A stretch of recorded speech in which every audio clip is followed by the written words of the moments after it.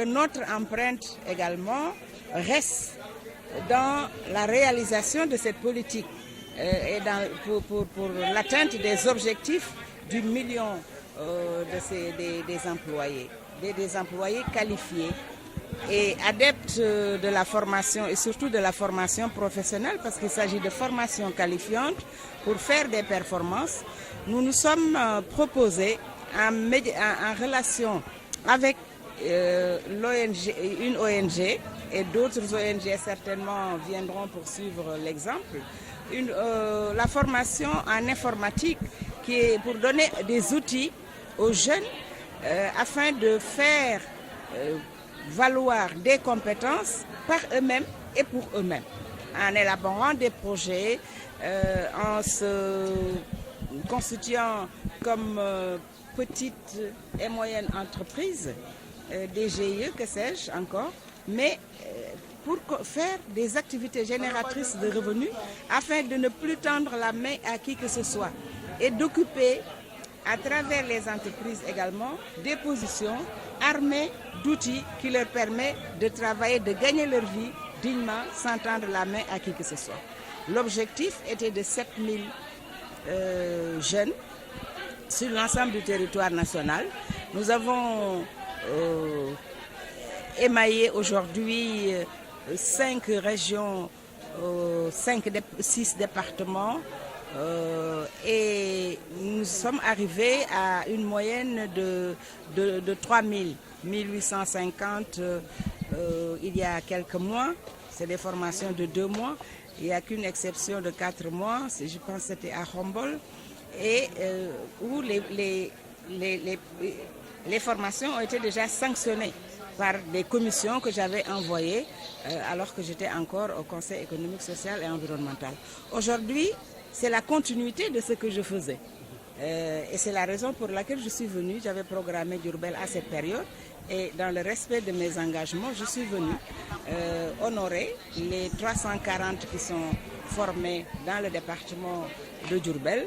Et après, ce sera la continuité également dans les autres régions pour distribuer les attestations et les encourager à se former et à toujours se former, à avoir de la qualification, à être entreprenant, à avoir de la motivation et de comprendre que le Sénégal, au Sénégal, l'État et l'État seul ne peut rien faire.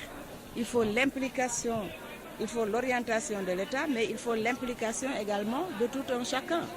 Et je suis dans la pratique de ma partition dans cette politique-là, et c'est la raison pour laquelle on était là ce matin. Visiblement, vous êtes tant préoccupé pour la formation professionnelle de ces jeunesses et pour leur emploi.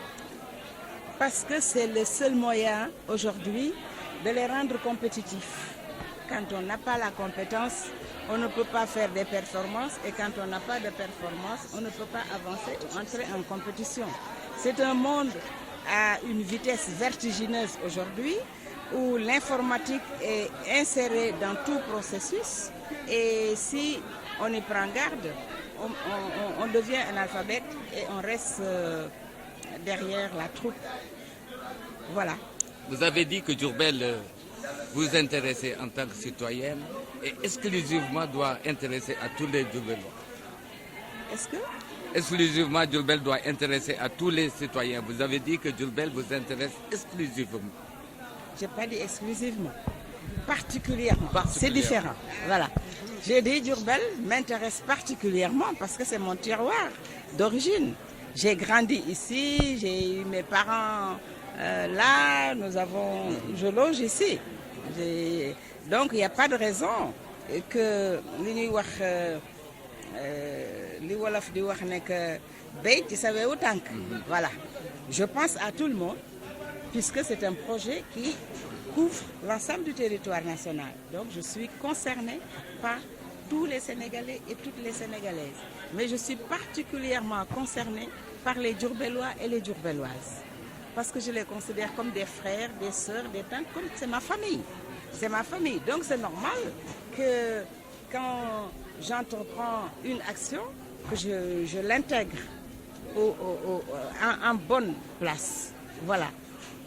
Pour ceux qui disaient que Mme Aminata Tall est finie politiquement, aujourd'hui c'est une preuve que vous êtes toujours debout.